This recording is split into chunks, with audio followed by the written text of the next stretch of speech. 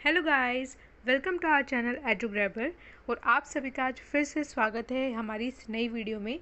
आज की जो इन्फॉर्मेशन है वो है MA political science DU students के लिए। डीयू स्टूडेंट्स मतलब डीयू में एडमिशन जो लेना चाहते हैं 2021 में, चाहे वो सोल के लिए हो, रेगुलर के लिए हो या फिर NCWEB के लिए हो। ओके, NCWEB का मतलब होता है non college women education board.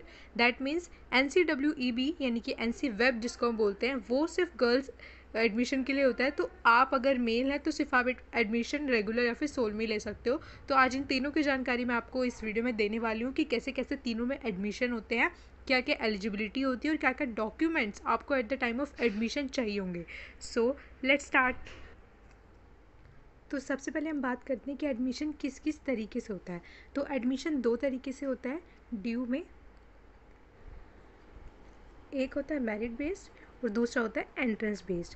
That means कि दोनों तरीके से कैसे है, 50% जो होता है वो होता है हमारा मेरिट बेस से और जो 50% होता है बाकी का वो होता है हमारा एंट्रेंस बेस से। ओके, दैट मीन्स जो MA की पॉलिटिकल साइंस की ड्यू में एडमिशन है वो दो तरीके से आते हैं, 50% मेरिट एंड 50% एंट्रेंस से।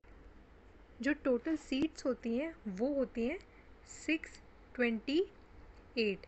ओके, दैट मीन्स जो मेरिट और एंट्रेंस दोनों के मिला के जो टोटल सीट्स हैं वो यहाँ पे 628 हैं, जिसमें से 314 मेरिट के लिए हैं एंड 314 ही एंट्रेंस के लिए हैं। ओके, सो आगे हम बात करते हैं only one form for all categories. अब इसका मतलब क्या है, यहाँ पर आप समझने की कोशिश करना कि अभी तक क्या होता था कि जब हम UG यानी कि जब हम अंडर ग्रेजुएट कोर्सेज में जब हम एडमिशन लेते हैं तो हम सोल के लिए अलग फॉर्म भरते हैं, NCWEB का अलग भरते हैं और जो रेगुलर होता है उसका अलग फॉर्म भरते हैं। लेकिन यहाँ पे जो है वो only one form for all categories है। दैट मीन्स चाहे आपको सोल में एडमिशन चाहिए या फिर आपको रेगुलर में चाहिए या फिर आपको NC वेब में चाहिए, तो यहाँ पर सभी के लिए सिर्फ एक वन सिंगल फॉर्म होता है। तो काफ़ी बच्चे कन्फ्यूजन में रहते हैं कि अभी तो सिर्फ रेगुलर के फॉर्म निकले हैं, सोल के नहीं निकले हैं।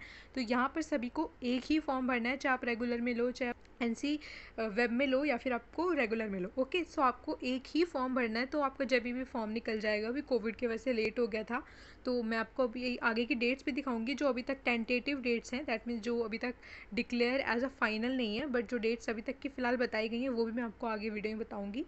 तो प्लीज़ वीडियो को स्किप मत कीजिएगा, वीडियो को स्टार्टिंग से लेकर एंड तक देखिएगा, क्योंकि मैं एक एक करके वन बाय वन प्रोसीजर आपको बताने वाली हूँ।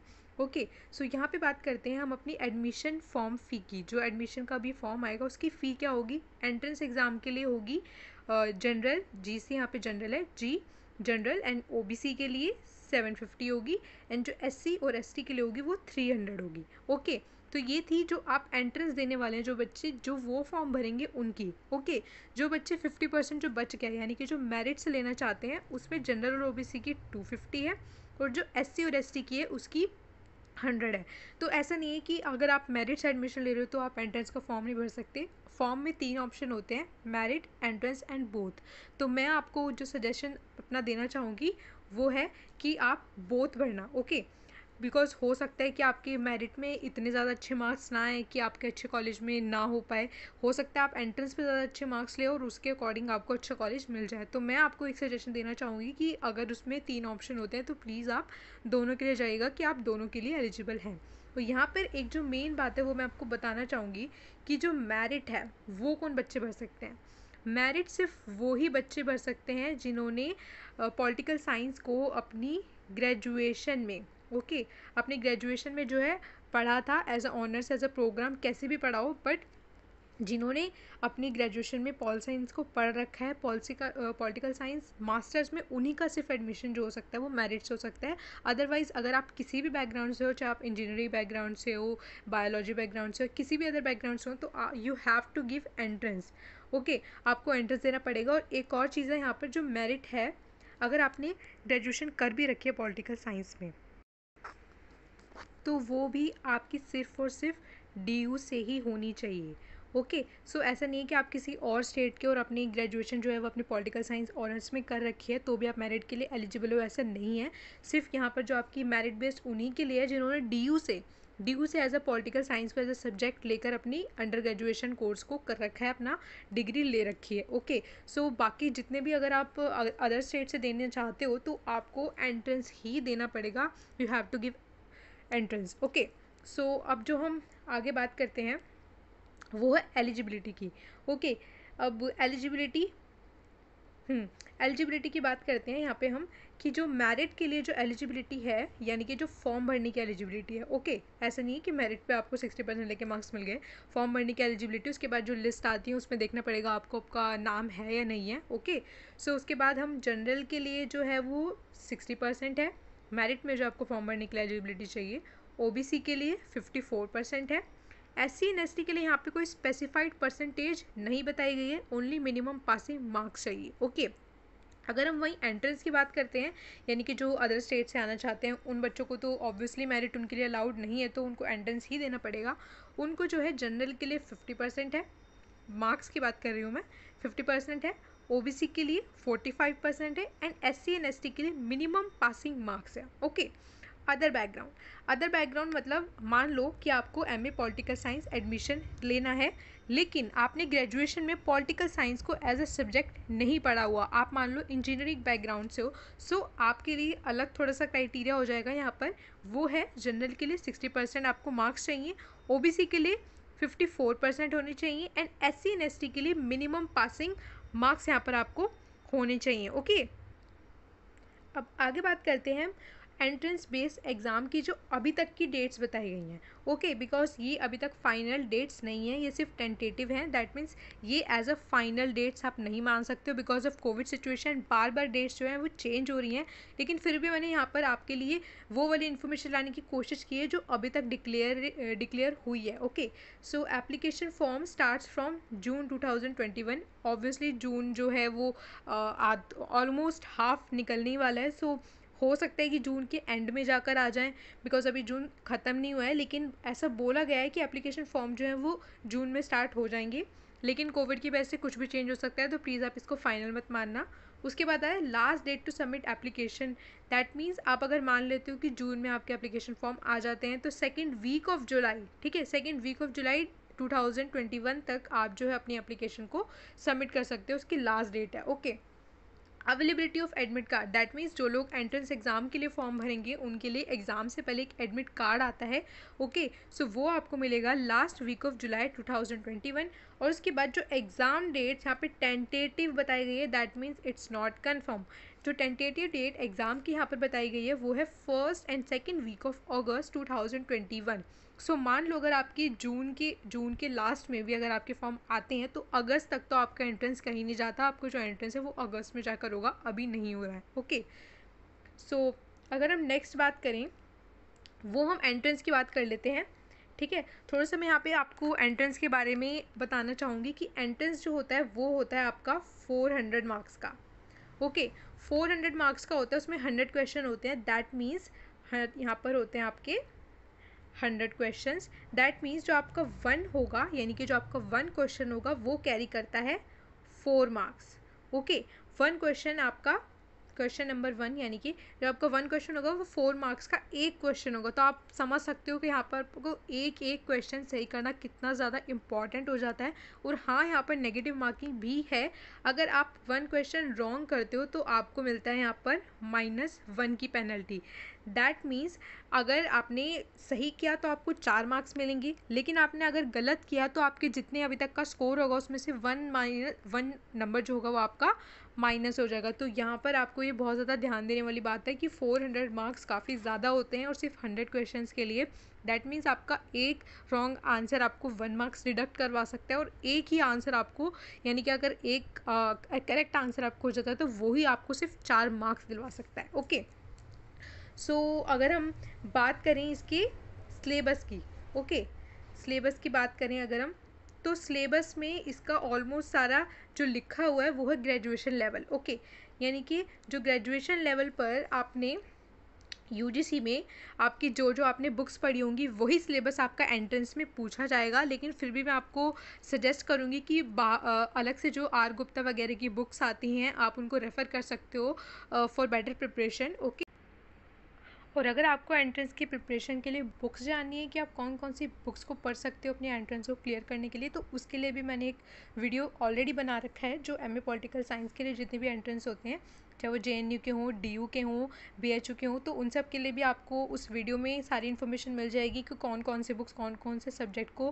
पूरा पढ़ने के लिए आपको चाहिए होंगी और कम टाइम में आप कौन कौन सी बुक्स को कितना जल्दी कवर कर सकते हो। तो वो वीडियो का लिंक भी मैं आपको डिस्क्रिप्शन बॉक्स में दे दूँगी, तो आप प्लीज़ उस वीडियो को भी चेक कर सकते हो अगर आप एंट्रेंस एग्ज़ाम देना चाहते हो तो। सो UGC की जितनी भी आपको बुक्स फर्स्ट से लेकर 6 सेमेस्टर तक पढ़ाई गई हैं वो आपको अच्छे से आनी चाहिए, बिकॉज एंट्रेंस जो होता है वो ऑब्जेक्टिव बेस्ड होता है। ऑब्जेक्टिव मीन्स MCQ होता है, 100 MCQs होते हैं, तो उसमें जो आपका काफ़ी डीपली नॉलेज चेक की जाती है, कई बार आपको फैक्ट्स एंड डेट्स भी पूछ ली जाती है, तो उसके लिए आपको काफ़ी ज़्यादा डीप स्टडी करनी पड़ेगी। ओके, सो सिलेबस जो है आपका UGC की, जो भी आपने थर्ड ईयर में ग्रेजुएशन में अपना पॉलिटिकल साइंस का ऑनर्स का कोर्स होता है वही आपका एज अ सिलेबस आप मान सकते हो। सो अगर हम नेक्स्ट बात करें वो है documents requirement. Documents requirement that means आपको जब आप एडमिशन ले लेते हो, दैट मीन्स आपने अपना एप्लीकेशन फॉर्म जब भरने गए हो तो वहाँ पर आपको क्या क्या डॉक्यूमेंट्स लगाने वो मैं आपको पहले से बता दूँ ताकि आप उनको प्रिपेयर रखो। ओके, तो है वो 10th की मार्कशीट एंड सर्टिफिकेट। 10th की मार्कशीट आप सबको पता है कि हर एडमिशन फॉर्म में बहुत ज़्यादा ज़रूरत होती है उसकी, तो it is a must document. Okay, you have to apply it. Okay, तो 10th की मार्कशीट एंड 12th का सर्टिफिकेट एंड मार्कशीट, ग्रेजुएशन और अदर क्वालिफाइंग एग्ज़ाम मार्कशीट। अब यहाँ पर आपके लिए कन्फ्यूजन जो मैंने बच्चों में देखा है वो ये है कि जब आप फॉर्म भरने जाते हो, कई बार आपके फॉर्म निकल जाते हैं लेकिन आपका ग्रेजुएशन का रिजल्ट नहीं आया होता, तो आप सोचते हो कि ग्रेजुएशन का रिजल्ट तो आया नहीं है तो हम फॉर्म कैसे भरें। तो ऐसा नहीं है, आप फॉर्म भर सकते हो, बिकॉज जब आप एडमिशन लेते हो तो वहाँ पर आपको एक अंडरटेकिंग भरने के लिए मिल जाती है। ओके, अंडरटेकिंग में ये लिखा होता है कि आप नेक्स्ट 15 या 20 डेज़ में अपना जो है रिज़ल्ट वो सबमिट करवा दोगे और तब तक आपका एडमिशन आ चुका होता है। तो अपना एप्लीकेशन फॉर्म आप ज़रूर भरना, ऐसा मत सोचना कि आपका रिज़ल्ट नहीं आया तो आप अभी नहीं भर सकते हो, भर सकते हो। आपको अंडरटेकिंग जो है वहाँ पे भरनी पड़ेगी कि आप नेक्स्ट कुछ डेज़ में अपने एडमिशन को, अपने जो भी आपका रिज़ल्ट है जैसे ही आ जाएगा आप उसको यहाँ पर सबमिट कर दोगे। ओके, रेस्पेक्टेड कॉलेज में। उसके बाद valid email and mobile number. Valid email that means आपका जब आप एडमिशन हो जाएगा उसके जो 2 साल तक आप MA करोगे, जितनी भी सारी जो इम्पॉर्टेंट इन्फॉर्मेशंस होंगी, आपके कुछ पासवर्ड्स मिलेंगे या रोल नंबर मिलेगा, वो सब कुछ आपका इस ईमेल आईडी पे आएगा। तो प्लीज़ एक वैलिड ईमेल आईडी आपको देनी पड़ेगी और एक मोबाइल नंबर देना पड़ेगा। ओके, उसके बाद आता है date of birth. Date of birth that means ये आपकी 10th के मार्कशीट में ही मिल जाती है। उसके बाद आता है एड्रेस डिटेल्स, यानी कि आपको अपनी एड्रेस डिटेल्स फिल करनी पड़ेंगी एप्लीकेशन फॉर्म के अंदर। SC ST PW certificate if possible. हाँ, यहाँ पर एक बात मैं आपको बताना चाहूँगी कि जो बच्चे OBC category, okay, OBC category से जो बच्चे एडमिशन लेना चाहते हैं, अगर आप कोटा में एडमिशन लेते हो तो आपको अपने उस कोटा को दिखाने के लिए सर्टिफिकेट लगवाना ज़रूरी है। दैट मीन्स अगर आप OBC कैटेगरी से भर रहे हो तो आपको अपना OBC का जो है सर्टिफिकेट लगाना पड़ेगा। ओके, तो OBC का सर्टिफिकेट, अगर आप SC ST से हो, PWD कैटेगरी से, तो उसका सर्टिफिकेट भी आपको लगवाना पड़ेगा। यहाँ पे इफ़ पॉसिबल इसलिए लिखा है क्योंकि एडमिशन फॉर्म के टाइम की मैं आपको बात बता रही हूँ, बट जब आपका एडमिशन हो जाएगा, जब आपका डॉक्यूमेंट के वेरिफिकेशन के लिए आपको कॉलेज में बुलाया जाएगा तो वहाँ पर आपका जो है ओरिजिनल सर्टिफिकेट मांगा जाएगा, तो प्लीज़ आप उसको पहले से ही रेडी रखना। उसके बाद आता है scan photograph and signature. That means आपको अपनी फ़ोटोग्राफ चाहिए होगी एंड सिग्नेचर चाहिए होंगे एडमिशन फॉर्म पे जो आप भरोगे, और प्लीज़ आप जो भी एडमिशन फॉर्म भरोगे उसका प्रिंट आउट निकलवा के ज़रूर रख लेना। उसके बाद आता है ID प्रूफ, अपना Aadhaar card, PAN card, driving licence, आप कुछ भी जो है वो लगा सकते हो। अब जो एक और बात मैं आपको बताना चाहूँगी वो है बहुत ज़्यादा इम्पॉर्टेंट, ठीक है, यहाँ पे मैं आपको बता देती हूँ। हाँ, तो वो है कि आपकी जो लिस्ट आती है, ओके, जो आपकी लिस्ट आएंगी एडमिशन की, वो कहाँ पर आएंगी, तो वो जो आएंगी वो रेगुलर एंड NC वेब के लिए, दैट मीन्स रेगुलर स्टूडेंट्स और जो NC वेब से हैं, यानी कि जो ओनली वुमेन के लिए है, उनकी जो आएगी वो DU की साइट पर आएगी। कहाँ पर आएगी? DU की साइट पर। DU की जो ऑफिशियल साइट होती है du.ac.in, वहाँ पर आएगी। और जो सोल की होगी, ओके, जो सोल की लिस्ट होगी वो सोल की ही साइट पर आएगी। जो DU की सोल की साइट है sol.du.ac.in, वो वहीं पर आएगी। लेकिन जो NC वेब की है और जो रेगुलर की है वो आपकी DU पर आएगी। बट यहाँ पर एक और बात है, जो NC वेब की है वो आपकी दो जगह पर आएगी। दैट मीन्स आपकी जो उनकी ऑफिशियल साइट है, जो उनकी ऑफिशियल साइट है, ओके, ऑफिशियल साइट, वहाँ पर तो आएगी आएगी, बट जो डी की साइट है वहाँ पर भी आएगी। वहाँ पर एक एडमिशन का पोर्टल होता है, जब वहाँ पे आप पीजी के पोर्टल में जाओगे तो वहाँ पे आपको दिख जाएगा कि वहाँ पे एनसी वेब एंड रेगुलर दोनों की लिस्ट होगी, लेकिन जो सोल की लिस्ट होगी वो आपको सिर्फ सोल की ही वेबसाइट पे मिलेगी। बिकॉज जब आप एप्लीकेशन फॉर्म भरोगे तो आप ड्यू की साइट से भरोगे, और तीनों के लिए ड्यू की साइट से भरोगे, चाहे आप सोल के लिए हो, चाहे रेगुलर के लिए हो, चाहे एनसी वेब के लिए हो। लेकिन जब आपकी एडमिशन लिस्ट आ जाएंगी तो वो रेगुलर एंड एनसी वेब के लिए ड्यू की साइट पे मिलेगी और सोल के लिए सोल की साइट पे मिलेगी। ओके, सो यहाँ पर मैं आपको ये जो था इन्फॉर्मेशन मैं आपको पहले से देना चाहती थी।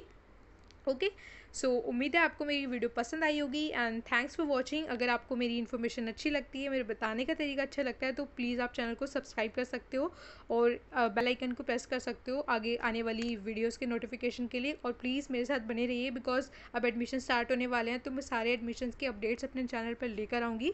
एंड आपको अपनी मेरी किसी भी पीपीटी का, यानी कि अपनी वीडियो का कोई भी पीपीटी या पीडीएफ चाहिए, तो आप हमको टेलीग्राम पे यहाँ पे ज्वाइन कर सकते हो, एजुग्रैबर, वहाँ पर आप लिखोगे एजुग्रैबर तो वहाँ पर आ जाएगा।